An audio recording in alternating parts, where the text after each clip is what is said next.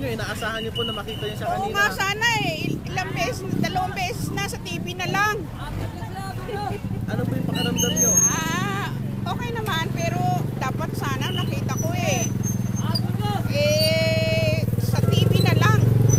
Kasi hindi na kaya. Ano po sana yung gusto nyong panalangin kay Pope? Ito nga, i-bless tayong lahat. Pang ilang araw nyo na po itong inabangan si Pope? Pangalawang araw lang naman. Sa TV lang naman nung una pagdating niya. Kasi alam kong hindi ko kaya. Mensahe nyo na lang po kay Pope. Kay Pope, sana nga makita ko siya ng ng malapitan kagaya ng ibang tao. Naku, bless niya na lang kami kung hindi ko makita mabuti.